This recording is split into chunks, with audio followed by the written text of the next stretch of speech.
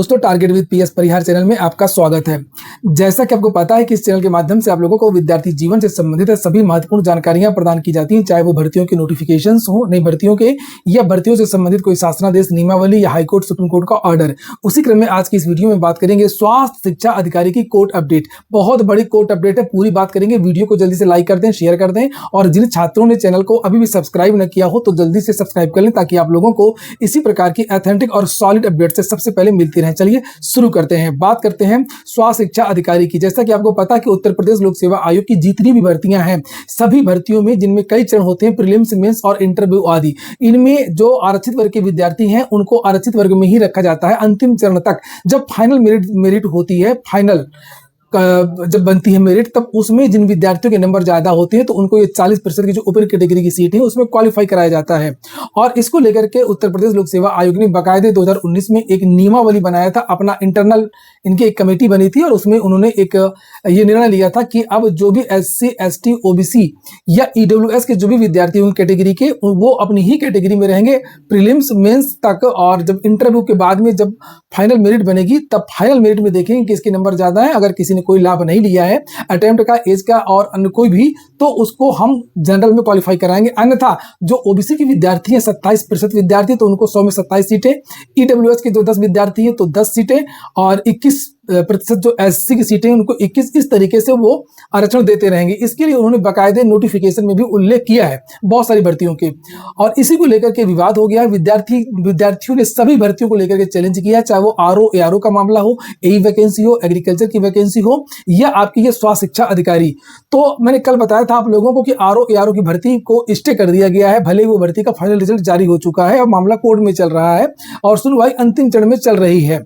और इसी तरीके का मामला स्वास्थ्य शिक्षा अधिकारी का था। इसके बारे में मैंने आप लोगों को पहले भी जानकारी दी।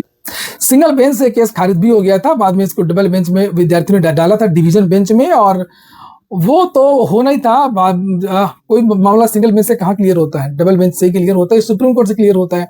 तो ये 13 मई की डेट पड़ी हुई है, देख सकते हैं। स्पेशल अपील है और स्पेशल अपील का नंबर है 233/2026।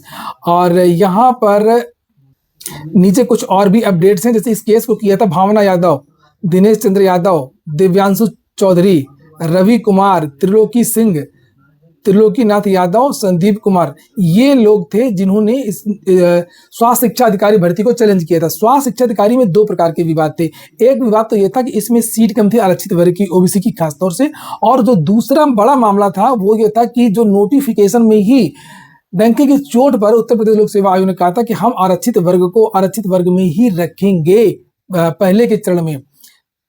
ये वो नोटिफिकेशन है जिसे आप लोग यहाँ पर देखिए। मैं इस चीज का विरोध करता हूँ। ये उत्तर प्रदेश लोक सेवा आयोग ने ये जो नियम बनाया है, ये नियम गलत है कि अगर किसी विद्यार्थी के नंबर अगर ज्यादा हैं तो आप उसको बाहर क्यों कैसे कर सकते हैं। ये बात समझ से परे है सभी की। कुछ लोग कहते हैं डबल आरक्षण, तो मैं पहले ही बता चुका हूं कि ये डबल आरक्षण, ट्रिपल आरक्षण ये नहीं है। जैसे अगर आप ये बनाइए, देखिए यहां पर ये जैसे ग्राफ है, मान लीजिए ये, और अगर कोई ओबीसी का विद्यार्थी के नंबर अगर ज्यादा हैं तो आप उसको ओपन कैटेगरी की जो सीटें हैं 40%, आप उसमें चाहे SC के विद्यार्थी हो चाहे वो ST के विद्यार्थी हो, अगर नंबर ज्यादा है पहले 40% को भरिए। उसके बाद में जो 27% जो विद्यार्थी आते हैं ये ओबीसी के हो गए, और जो SC के हैं 21%, जिनके नंबर कम है, इस हिसाब से आप ये सीटें दीजिए। प्रीलिम्स की बात कर रहा हूं। और जो विद्यार्थी ओबीसी कैटेगरी से आए हैं या SC कैटेगरी के हैं, उनको आप लोग अंत तक उसी कैटेगरी में रखिए, नंबर ज्यादा हो चाहे कम हो, चाहे वो टॉपर हो। तो यही नियम जो है यूपीएससी अपनाता है। लेकिन उत्तर प्रदेश लोक सेवा आयोग क्या करता है कि अगर कोई ओबीसी या EWS के विद्यार्थी के नंबर कितना ज्यादा हो, उसको प्रीलिम्स में ओबीसी कैटेगरी में ही रखेगा। क्यों, किस तरीके से रखा जा रहा है, आखिरकार ये बात समझ से परे है। फिलहाल इसको लेकर के आप देखिए, ये नोटिफिकेशन में भी इन्होंने डंके की चोट पर बताया कि हम यही नियम लगाएंगे और यही नियम हम लगाते हैं। ये देखिए 9 के बाद जाइए अब 10 पे, ये नोटिफिकेशन, इसीलिए विद्यार्थियों ने आरओ एआरओ के भी नोटिफिकेशन को चैलेंज किया कि नोटिफिकेशन ही इनका गलत है। जैसे एलटी का नोटिफिकेशन गलत था तो शुद्धि पत्र जारी किया कक्षा 9 और 10 के लिए। ये देखिए आप लोग यहाँ पर लिखा है the candidates of reserve categories will be adjusted against the unreserve category in the final selection. Final selection में ही रिजर्व करेंगे, आप कितना नंबर ले आइए हम छटनी करते रहेंगे लास्ट तक। तो ये एक बात नहीं समझ में आ रही है कि आप कहें कि हम आरक्षण नहीं देते हैं। कोर्ट में भी तो आरओ में यही बात की बहस हुई, अगर आप आरक्षण नहीं देते हैं तो ये 40% जो सीटें हैं ये आरक्षित कैसे हैं, खुद बताइए। और रही बात त्रिस्तरीय आरक्षण की, तो त्रिस्तरीय आरक्षण तब होता जैसे मैंने अभी आप लोगों को बताया कि अगर ओबीसी के, एससी के या ईडब्ल्यूएस के अगर ज्यादा नंबर है तो उनको 40% में डाल दिया गया। उसके बाद में जिनके कम नंबर हैं उससे नीचे कैटेगरी के तो उनको ओबीसी में डाल दिया और एससी में डाल दिया। और त्रिस्तरीय तब होता जब ये अगले चरण में ओबीसी के जो इनके नंबर कम थे ये जनरल में अगर क्वालिफाई कर जाते मेंस में, मेंस के बाद फिर इंटरव्यू में, तब ये माना जाता है त्रिस्तरीय आरक्षण कि पहले तो आपने लाभ ले लिया फिर आप जनरल की सीट में आ गए, लाभ लेने के बाद में आप जनरल सीट में कैसे आ सकते हैं, ये चीजें। तो यहाँ पे ये कहा जा रहा है कि जो संघ लोक सेवा आयोग का नियम है कि अगर आपने पहले ही आपका चयन ओबीसी में हुआ है और इन्होंने ओवरलैप करा दिया है 40% जिनके नंबर ज्यादा है तो ये नंबर चाहे इसकी रैंक 1 रहे मगर ये रहेगा ही ओबीसी में ही। तो ये चीजें इन चीजों की मांग हो रही और इसको चैलेंज किया गया। और इसी बिंदु 10 के आधार पर आज इलाहाबाद हाईकोर्ट ने स्वास्थ्य शिक्षा अधिकारी भर्ती पर रोक लगा दी है। इसकी परीक्षा पर ही रोक लगा दी है, इसकी परीक्षा नहीं होगी। स्वास्थ्य शिक्षा अधिकारी की परीक्षा नहीं होगी, पूरी तरीके से रोक लग गई है। अब अगली सुनवाई में देखेंगे क्या होता है। और बहुत बड़ा आदेश है इलाहाबाद हाईकोर्ट का और छात्रों को तो झटका लगा ही होगा और बहुत सारे जो कोचिंग संस्थान हैं उनको भी झटका लगेगा। लेकिन बहुत बड़ा एक सोचने वाली बात है कि कैसा उत्तर प्रदेश लोक सेवा आयोग है कि आखिरकार ना तो ये परीक्षाएं करवा पाता है आरओ एआरओ को लेकर, जिसमें मैंने एक पोस्ट किया भी था, पेपर लीक हो गया था आरओ एआरओ का, और ना ही ये रिजल्ट बना पाता। पीसीएस 2024 के रिजल्ट में कितना विवाद है, मामला कोर्ट तक गया, बहुत सारे विद्यार्थी लोग बता रहे हैं।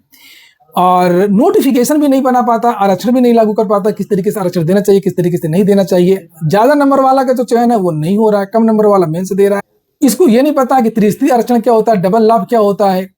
खैर आज की ब्रेकिंग न्यूज यही है कि जो स्वास्थ्य शिक्षा अधिकारी भर्ती है इस पर पूरी तरीके से रोक लगा दी गई है।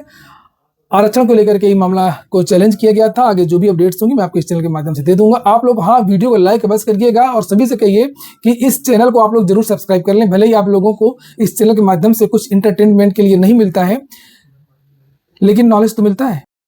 जानकारों को यह कहना है कि ये मामला बहुत ही पेचीदा और बहुत ही बड़ा हो चुका है। अभी हाल ही में जो आरओ एआरओ का जो ऑर्डर आया है स्टे को लेकर के, उसी का ये असर है स्वास्थ्य शिक्षा अधिकारी भर्ती पर। और अब खतरा मंडरा गया है आपकी पीसीएस 2024 और पीसीएस 2025 को लेकर के भी। पीसीएस 2024 में भी स्टे हो सकता है आगे की प्रक्रिया को लेकर के, और पीसीएस 2025 में भी जिसका मेंस का रिजल्ट जारी होना है। देखते हैं आगे क्या होगा। जो भी अपडेट्स रहेंगी, चाहे वो पीसीएस की बात हो, चाहे ए वैकेंसी हो, चाहे वो एग्रीकल्चर वाली वैकेंसी हो, चाहे वो आरओ एआरओ का जो मामला है, आगे सारी अपडेट्स आपको इस चैनल के माध्यम से निष्पक्ष रूप से दिए जाएंगे, पूरी तरीके से निष्पक्ष रूप से दिए जाएंगे।